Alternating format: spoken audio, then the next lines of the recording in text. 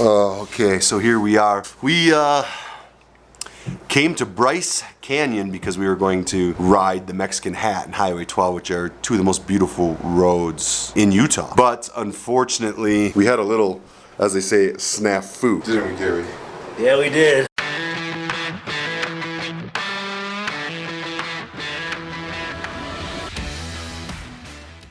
Temperatures I can deal with, but the snow, oh my god, it is snowing brutally.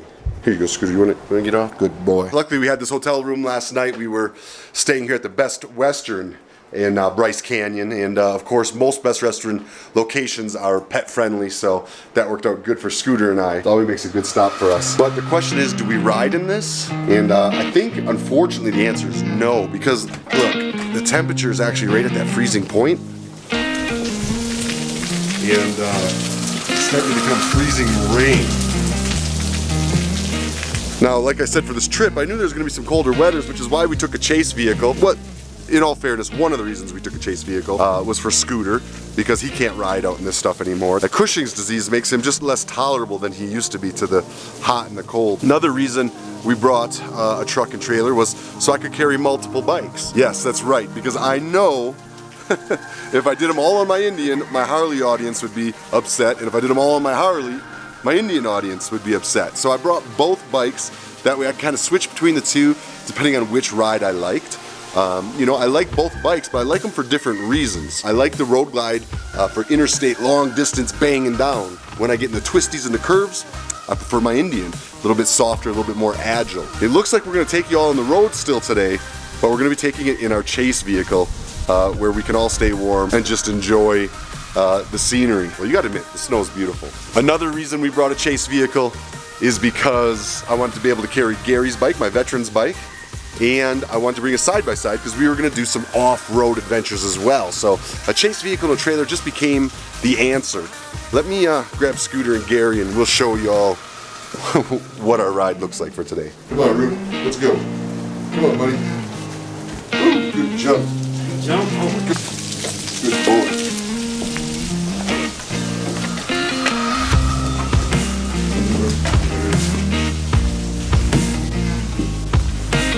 Come on, I'll pick you up so your feet aren't all wet. So, real quick before I show, down in the comments below, take your guess. What kind of truck did I get to take these trips across the country? Keep in mind, I also needed a truck for the campground, so it really worked out great. What truck did I buy? Tell me in the comments below. It is a used truck. I'm not in the new status yet, but thank you to my sponsors and to all of you that support us online. I was still able to buy a pretty nice truck. I'm pretty excited about it. It's been a long time since I've had a truck, and here it is. I went with the Ford F-250, put some airbags in the back because we got a big old trailer carrying a bunch of fun. Good boy, you stay there. Inside the trailer we have got Gary's 2011 Road King with some apes on it, and my 2019 Indian Chieftain Dark Horse, and Honda Pioneer 1000. So today we are actually headed to Moab. We're gonna do a little side-by-side off-roading in Moab, and hopefully ride at least a couple roads out there to share with you too. This weather should break as we head down the mountain, but for today, y'all are getting a road trip with a truck and a trailer through still what is some of the most beautiful roads in America. I'll tell you one thing. Not saying I'm complaining having a little comfort, but I know Scooter is definitely loving having a little comfort. Let's head to Moab. Snowbanks are bigger than our truck, Gary. That's no doubt, bro. So I'm no stranger to riding snow. I actually have ridden snow several times, y'all. I don't know, to take some flashbacks to my tour to every Harley Davidson dealership in America. I was kind of caught up where I was forced to ride through some snow for, well, to make some charity events, raise money, and make my appointments. I want you to take a look.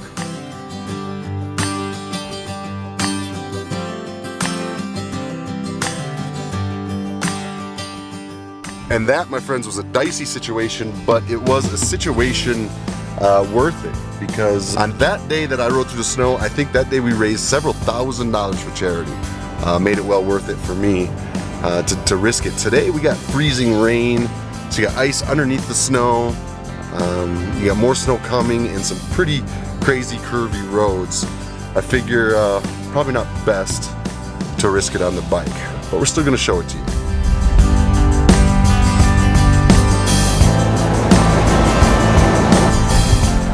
That wall's amazing, man. It's crazy.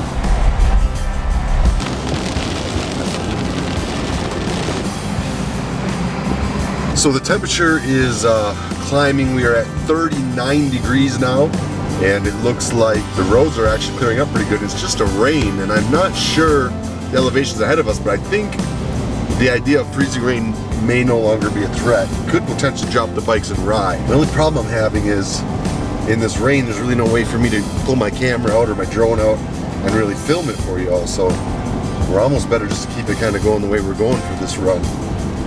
I'm torn. What do y'all think I should do?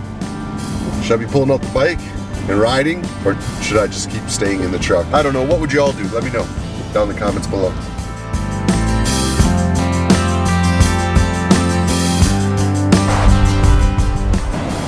Oh, look at that road cuts back.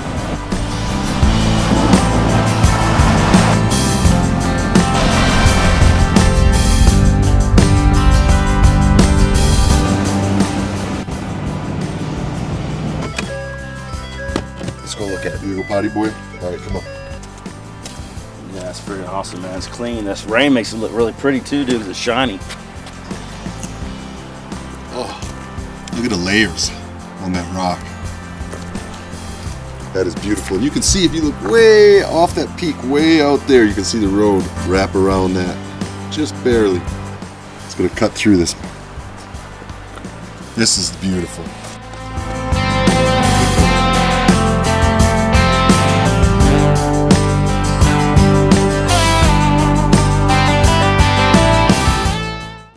Yeah, you definitely don't want to be riding a motorcycle on these edges of these with no railing.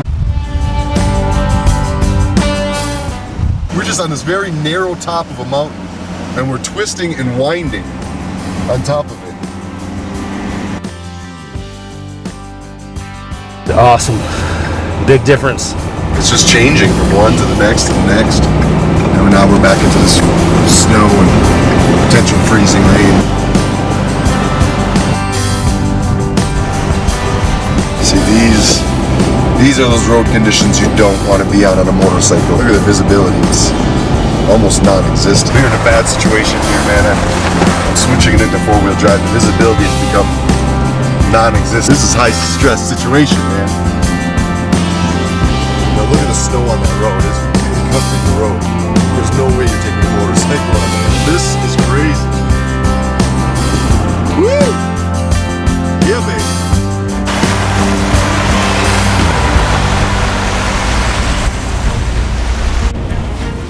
All right, man, you can't tell where the road is or isn't.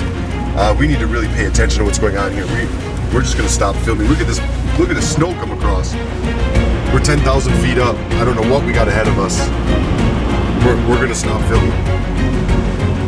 We'll catch back up with you when we get out of this a little bit. We are now on the descent. We made it through. I mean, it came down so narrow I could just fit my truck, but we made it through it.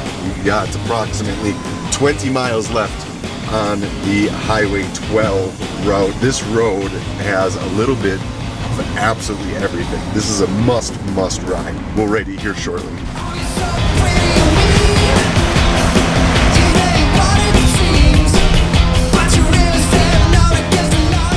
So we are going to close up this video for the Highway 12 in Utah. Wow. What an amazing road. So we're going to score it max possible 60 points. Road conditions, we are going to give it a 9. There are a few areas where the road could use a little work, but there are also a lot of areas where the road is a 10. Straight up beautiful pavement. For the curves, we are also going to give it a 9. There are some hairpin curves. There are a ton good solid sweeping curves along the mountain, up and down. I would love to go back and count just how many curves there are, because there is a bunch of them. Attractions, we're going to give it a 6. There are some national parks. There's little towns you're going to go through along this road with coffee shops and grocery stores and gas stations to get the supplies that you need.